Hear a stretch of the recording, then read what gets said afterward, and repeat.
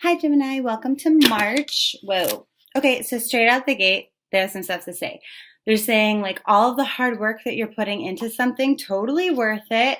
And there are little signs here and there along the way, but the biggest of signs you can't really see yet, which is why they wanted to tell you that. Okay, so that being said, let's see what's up with you right now. Where you at? They're saying, from an emotional standpoint, all of the things that you're feeling and experiencing, you're not crazy to feel that way. So that's good. They're saying the biggest thing for you is to be showing love to others. And this is not like saying, hey, I love you. It's like doing nice things for other people, giving your partner a back rub or buying a nice gift for somebody, something thoughtful. They're saying that this is going to create bonds and feelings of togetherness, which is super important for you in the month of March. So what's maybe tainting any feelings of happiness that you would have right now? And they're saying it's this energy currently that's going on of expansion. So, any sort of negative situation, it just seems like it snowballs. But conversely, anything positive that's going on is also going to snowball. So remembering that. Now, when it comes to feelings of confidence or a lack of confidence, which some of you are feeling, you're maybe uncertain, unsure, that will just continue to snowball. So that's something we need to remedy. As well as this energy of confusion, like maybe we don't know what's most important to us right now. And so the more that we focus on our confusion and what we don't have all the answers for, the more that that's going to snowball and become an issue for us. So what is it that you think can kind of combat this and make you happy this month? And they're saying, honestly, you're kind of up until this new moon starts, you're going to be sitting there and you're kind of looking and going, okay, what are my challenges? And are they worth it or not? And, what is the best strategy here? But you're very balanced in the way that you do this. You have a good grip on the difference between, your emotions and real life. And, okay, what am I thinking versus what is practical? How do I feel versus, the practical realities of things? What is attainable and what isn't? And so that's actually working in your favor.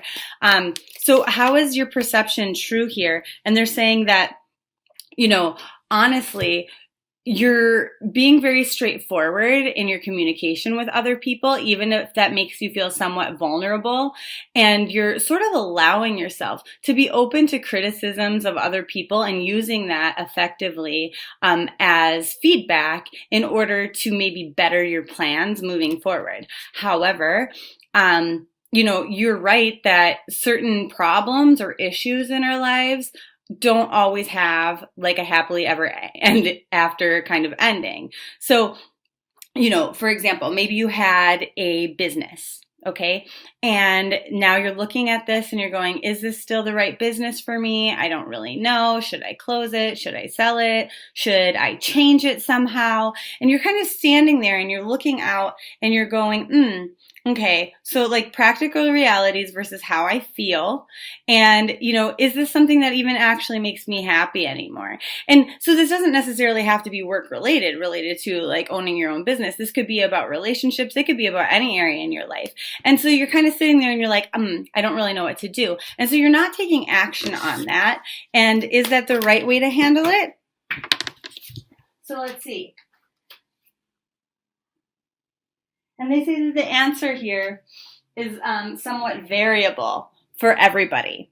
And the reason being is because that depends on your perception of whether this is something that brings you joy and happiness and love or not. So if you're feeling challenged to kind of say, yeah, you know what, this is something that brings me a lot of joy, happiness, and love in my life, then you're also going to be challenged to move this forward in a positive direction. They're saying this is going to be challenging, like especially if it's regarding business or money, material things, wealth. It's going to be challenging to have enough.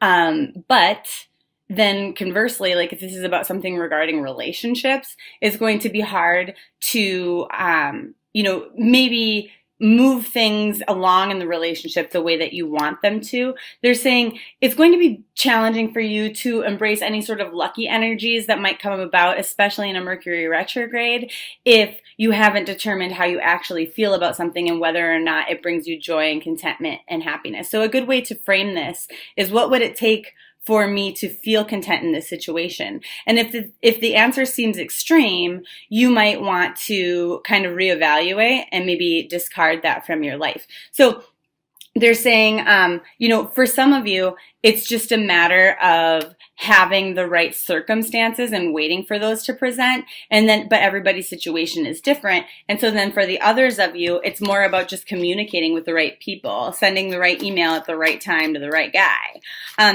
So how is your perception false here about, what it is that you think is going to bring you joy or happiness this month? And they go, well, honestly, for the most part, you've got your head on straight, but unless you're thinking that to continue doing what you're doing is going to work, no, a change does have to be made, because things will only become more unstable over time, like moving into April, if you don't change things. For many of you, this is a negative thing. It's like, okay, well, if I don't change this thing, then I can just continue to expect more of the same, and it's not what I want. But having this idea that somehow things are going to be magically different is just completely inaccurate, and it's a toxic way of thinking, is what they're saying. So what will actually make you happy this month? And they say that, doing this in considering what's actually going to make you happy in a deeply emotional level, on your own, removed from other people, you're not going to find that solution. That the answer isn't there. That your answer involves other people this month, you're somewhat relying on other people for your happiness, that other people are contributing to your level of satisfaction or joy and contentment this month more than usual. What's actually going to make you happy is putting yourself first and remembering all of your positive qualities, that you are typically a very happy and joyful person, and just kind of trying to remember that about yourself and then showing that to the world. They're saying some of you have been showing a different side of yourself, and that's going to bite you in the butt a little bit. Okay? Now, what kind of forces are at play outside of your control in favor of your happiness? And they're saying that, there's really not any need for you to come up with a brilliant new scheme or anything like that. You've already done the perception shifts that you need to, and that, your head is basically on pretty straight. You have an awareness. It's just about going, oh, okay, let me apply this to life. Now, what's going on outside of your control that maybe is working against your happiness? And they're saying it's waiting for an opportunity to come in, for someone to reach out to you and somehow make things better in one area of your life or not, and then kind of not getting that information, which has something to do with retrograde, emails get lost sometimes, but somebody else's failure to communicate in an effective way or to do something that they're expected to do is creating challenges for you. And so that might make you pretty it lowers your level of happiness or contentedness in the month of March. So what's going to bring you luck this month? And they say your crystal of the month is aqua aura. Isn't that beautiful? I love aqua auras. So anyway, these correlate to the throat chakra.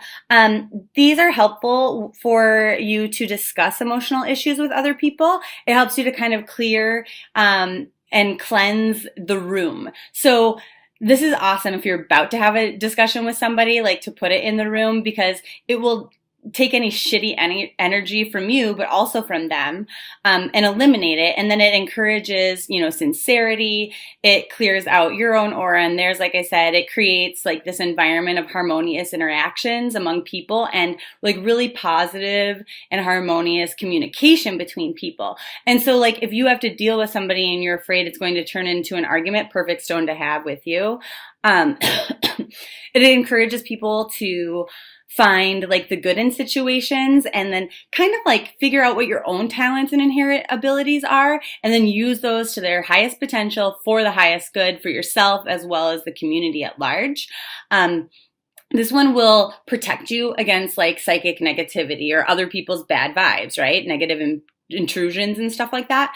And then it activates your third eye. So any sort of insight that you're hoping to get from spirit this month to help you make these decisions is going to be a little bit easier to flow into your life, should you have utilize an aqua aura crystal. And then it also helps you to like kind of get, clarity of mind and stuff like that, increase concentration, but then also clairaudient messages and then clairvoyance. So there's a lot of things else that these stones do. You can look it up on my website if you want. You can also order one from there if you're interested in that, or just get one from your local rock shop, but that's your crystal of the month.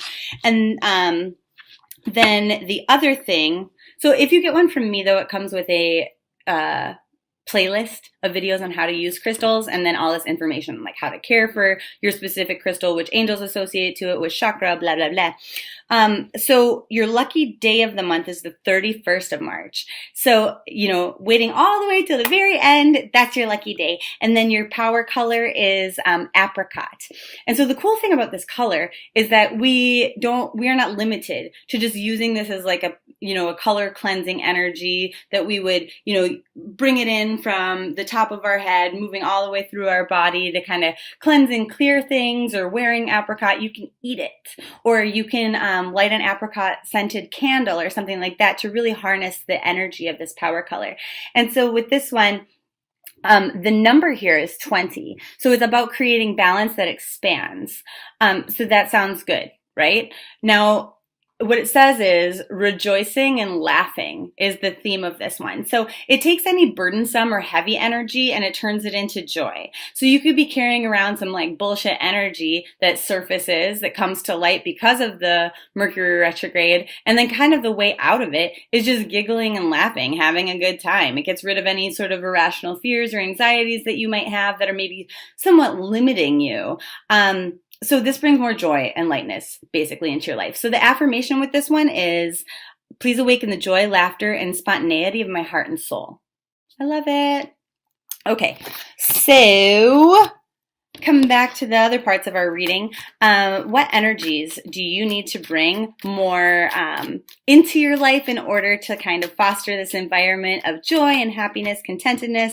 And they're saying, understanding that kind of sitting here in pain and in sorrow when things go wrong, and just like wallowing in that, like saying, oh, I'm just like sacrificing, like, myself, I'm just like, surrendering to, the bad things that happen to me because I can't control them in the universe. Okay, that's true. You can't control things, right? You can't control when it rains or what the weather is, but you can protect yourself against it, right? You could wear a raincoat. You could wear a jacket.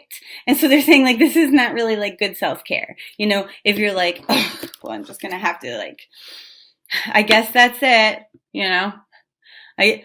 too bad.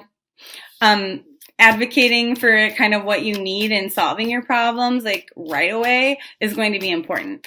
For example, they say, oh, if you don't, set things up with the state to pay your child support, we're going to arrest you. And they, oh, I guess that's it. I'm going to get arrested. That's my destiny. Like, fuck it, whatever. Might as well commit a few crimes today. No.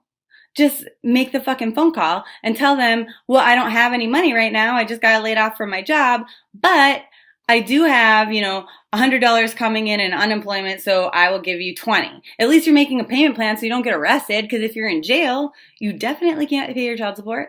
I mean, that's just like a silly example, but I mean, it is an example. That's my point. Okay, so you don't just say, okay, fuck it. Like, this is just how things are. No. You make a different choice. You protect yourself. And so Aqua Aura might help you. Kind of seeing the humor in shitty situations will help you with the apricot energy. So that's how we're going to move through that, okay? Now, once you feel, any moments of joy or happiness in your life this month, how are you going to sustain that? What is the best information here? And they say making a contract with yourself, like kind of making a deal with yourself that you're going to do more of that. So, perhaps you go to a comedy show and it is just so much fun and you feel like all of this release and joy and laughter.